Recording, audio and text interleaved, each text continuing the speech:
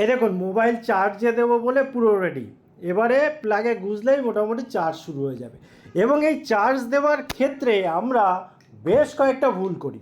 তার মধ্যে যে মেন 5টা ভুল করি, যে জন্য আমাদের নানান প্রবলেম হয়। প্রথম প্রবলেম হয় আমাদের যে ব্যাটারি, সেটা পারফরমেন্স একদম খারাপ হয়ে যায়, তাড়াতাড়ি নষ্ট হয়ে যায়, ব্যাটারি অনেক সময় ফুলে যায়, অনেক সময় দুর্ঘটনাও ঘটে, ব্লাস্ট পর্যন্ত হয় শুধুমাত্র একটা ভুলের জন্য। ঠিক আছে?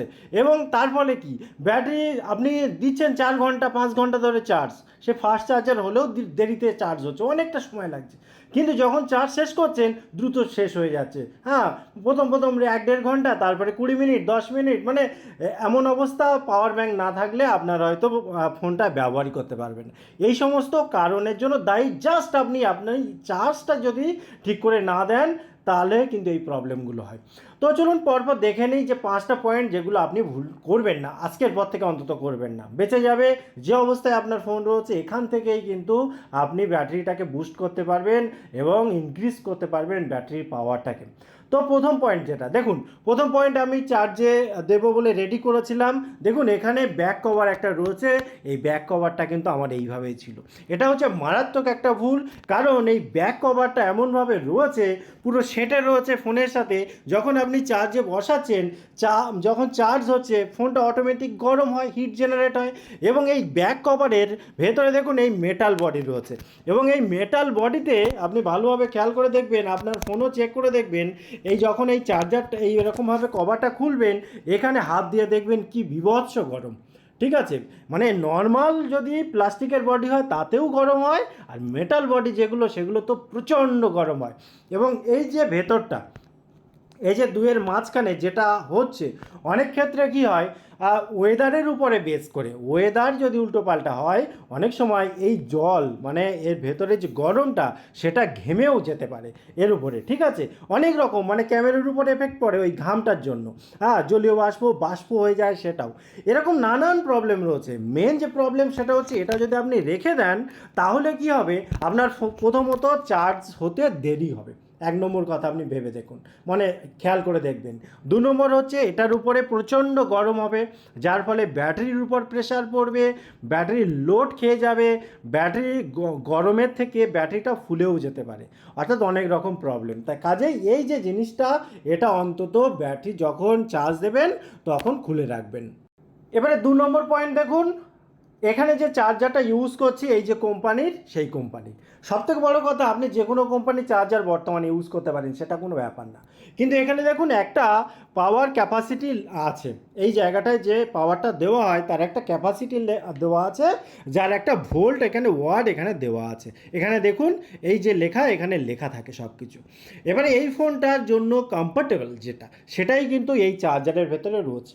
অর্থাৎ এই চার্জার দিয়ে যখন চার্জ দেবেন, তখন এখান থেকে যে ইনপুট আসবে, ভেতরে ঢুকবে, সেটা কিন্তু পারফেক্ট হবে এই ব্যাটারিটার জন্য, এই ফোনে যে ব্যাটারিটা রয়েছে। এবার আপনি যদি বাজার থেকে, ধরুন এই চার্জারটা খারাপ হয়ে গেল, আপনি বাজার থেকে যে কোনো একটা লোকাল চার্জার কিনে আনলেন, এনে এর ভেতরে দিয়ে দিলেন, দিয়ে চার্জে বসালেন, এর ভেতরে কি যে মানে সার্ভিস হচ্ছে, সেটা আপনি নিজেও জানেন না। চার্জ হচ্ছে এটা আপনি দেখতে পাচ্ছেন। এবার এতে কি হয়, নানান রকম প্রবলেম হয়। প্রথমত, আপনার ফোন হয়তো অনেকক্ষণ সময় লেগে যাবে চার্জ হতে। দ্বিতীয়ত, আপনার ইনপুট যেটা প্রয়োজন ছিল তার থেকে বেশি বা কম, এরকম সিচুয়েশান আসলে সেটা প্রচণ্ডভাবে এফেক্ট করবে আপনার ব্যাটারির উপর। আর বেশি দিন যাবে না আপনি যদি বেশি দিন এইভাবে চালান। কাজে আপনি সবসময় কি করবেন, আপনি অরিজিনাল চার্জার হলে তো খুবই ভালো, এবং অবশ্যই সেটা যে কোম্পানির ফোন সেই কোম্পানির চার্জার হলে আরও ভালো। যদি কোনো মতে না পসিবল হয়, তাহলে কমসে কম এখানে যেরকম লেখা আছে আমি দেখিয়ে বললাম, যে এই ফোনের জন্য এতে যে ব্যাটারিটা রয়েছে, তাতে যেটা কম্পার্টেবল, যেটা সেইটাই আপনি নেবেন। ঠিক আছে?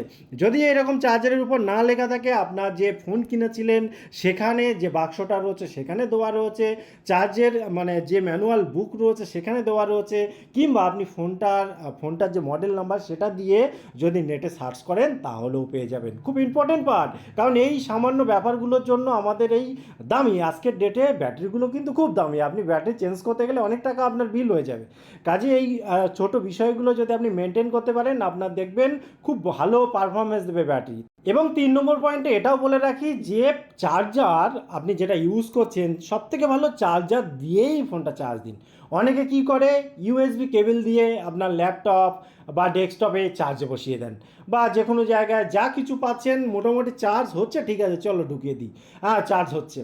এটা করবেন না। এটা হতে পারে আপনার খুব বেশি প্রয়োজন, কোনো কারণে আপনি নিরুপায় হয়ে করছেন, ঠিক আছে সেটা বোঝা যায়, কিন্তু এটাকে লাগাতার কন্টিনিউ করবেন না। করলে ওই যে যা বললাম একটু আগে সবটাই হবে আপনার ফোনের ব্যাটারির উপর মানে সমস্যা তৈরি হবে, ব্যাটারি ফুলে যাবে, ব্যাটারির উপরে নানান রকম সমস্যা। এবং তারপরে দেখুন এখানে আমরা অনেক সময় ভুল করি। দেখুন অনেকের ধারণা বেশি চার্জ দিলে মনে হয় বেশি কিছু হয়, এবং একেবারে 0%-এ চলে আসলে তবে মনে হয় চার্জে বসাবো। এই জিনিসটা খুব ভুল, মারাত্মক ভুল। আপনার একটা নির্দিষ্ট মাপকাঠি রয়েছে। আপনি মানে যেমন খাবার একদম পুরো শেষ হয়ে গেলে না খেয়ে থাকলে যেমন কষ্ট হয়, আবার অতিরিক্ত বেশি খেলে যেমন বদহজম হয়ে যায়, গলা বলে না অনেকে গলা পর্যন্ত খেয়ে ফেলেছে, নড়তে অসুবিধা হচ্ছে, কষ্ট হচ্ছে। ব্যাটারি দেখুন সব কিছুর আমি একটা উদাহরণ দিলাম, খারাপ মনে করবেন না, কিন্তু বিষয়টা হলো কি ব্যাটারির 100% চার্জ হওয়ার পরে তো আর চার্জের কোনো জায়গাই থাকে না।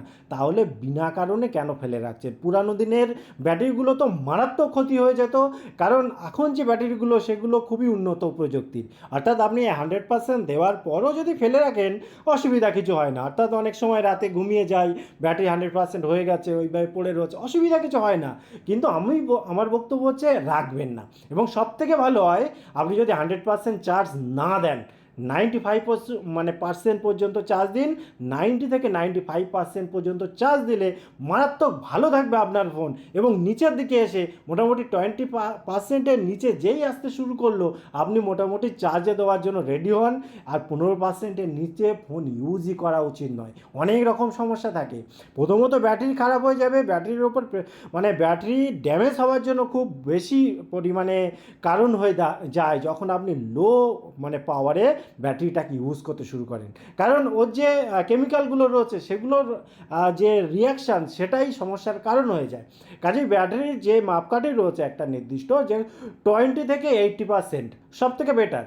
নিচে 20%, উপরে 80%, বা ওটাকে কম বেশি করে একটু এদিক ওদিক করে নেবেন। উপরে 90% করে দিন 90%, নিচে করে দিন 15।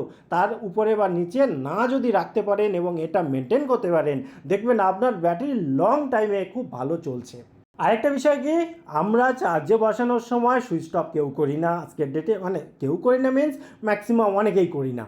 কিংবা মিনিমাম যে ফ্লাইট মোড রয়েছে সেটাও যদি করে দিই তাহলে কিন্তু দারুণভাবে চার্জ হয়ে যাবে, তাড়াতাড়ি চার্জ হয়ে যাবে, ব্যাটারি সুরক্ষিত থাকবে। যখন আমরা সব কিছু অন রেখে দিয়েছি, অর্থাৎ মানে চার্জে বসিয়ে দিয়েছি, ফোন অন আছে, তাহলে কি হবে, যে ব্যাকগ্রাউন্ডে প্রচুর অ্যাপ রয়েছে, প্রচুর সিস্টেম রয়েছে, সেগুলো কিন্তু কন্টিনিউ কাজ করতে থাকে এবং যার এফেক্ট কিন্তু ব্যাটারির উপর পড়ে।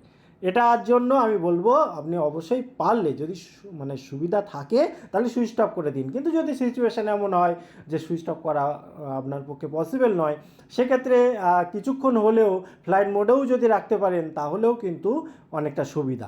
আর একটা জিনিস আপনি খেয়াল রাখবেন, ফোন ব্যবহার করার সময় যেন চার্জে বসাবেন না। অর্থাৎ ফোন চার্জে বসানো আছে, এদিকে ফোন আপনি ব্যবহার করছেন, এটা খুব মারাত্মক ক্ষতি করে। যে কোনো টাইমে যে কোনো দুর্ঘটনা ঘটার জন্য এটাই কারণ।